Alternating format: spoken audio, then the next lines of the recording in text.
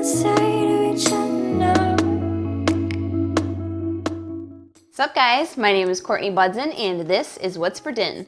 Today I'm going to be showing you how to make strawberry shortcake. Now this is the old-fashioned way of doing it. Instead of having the individual biscuits, you have 3 ginormous biscuits topped with strawberries and fresh whipped cream. I absolutely love it. You're going to need some all-purpose flour, sugar, baking powder, baking soda, very cold butter that I just cut up into chunks, some very cold whipping cream, sorry I couldn't think of the name. Then you're gonna need some strawberries that I just cut into chunks, a little bit more sugar, and then I have here some whipping cream. You can use store-bought whipped cream, you can use Cool Whip if you want to, but all I did, it's really simple to make your own, just put some heavy whipping cream in with a little bit of vanilla, a little bit of sugar, whip it all together, and I'll have all the actual recipe guidelines in the description box, so make sure to check that out. You're also going to need 3 9-inch cake pans and some cooking spray just to keep that from sticking. So you want to make sure that you sprayed your pans with cooking spray so that nothing will stick, and then preheat your oven to 375 degrees so that's ready to go when we're ready to go. So now I'm just going to prepare my strawberries. I'm going to put a little bit of sugar, well, I don't know if that's considered a little bit in your book, but I guess it kind of is in mine.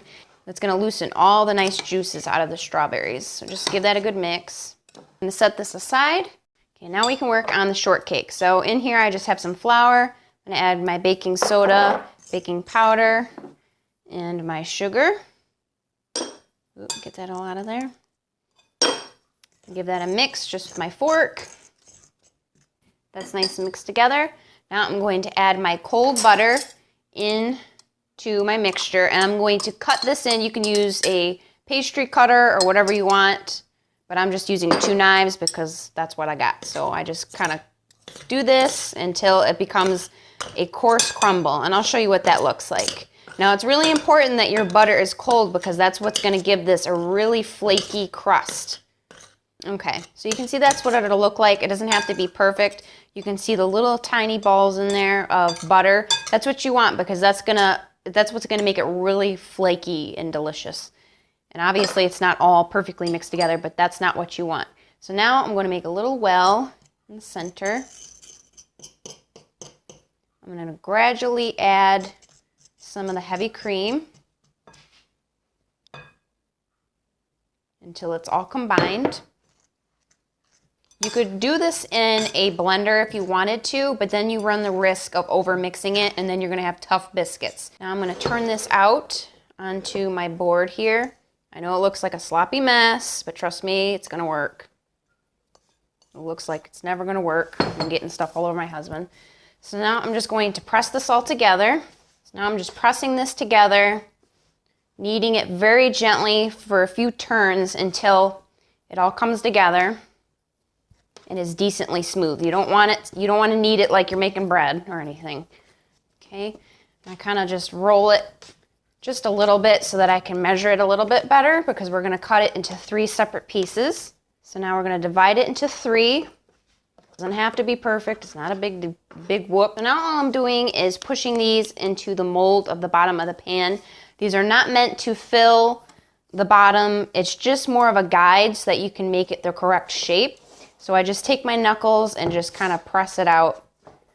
And then I like to sprinkle a little bit of sugar on the tops because that gives it a nice crispy top. All right, and just like that, we're gonna throw this in a 375-degree oven for about 15-20 minutes until these are nice and golden brown, and I'll show you what that looks like when it's done.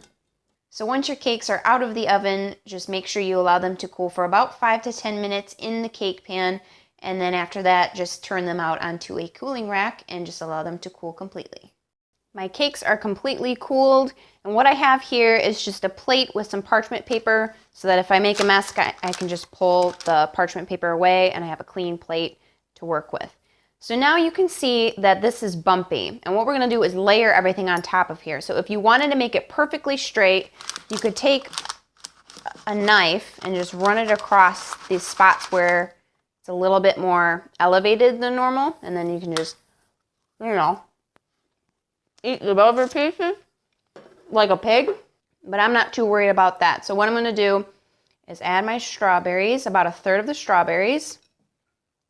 And now I'm going to add some of my fresh whipped cream on top. about 1/3 of that. I was just with my spoon. Smear that out. Now I'm going to add my other one. Kind of give that a press just to make sure everything's nice and secure. And you're just going to repeat what we did to the first layer to the second layer. Okay, now we're going to add our final layer. And this time I'm going to add the whipped cream on top first before the strawberries.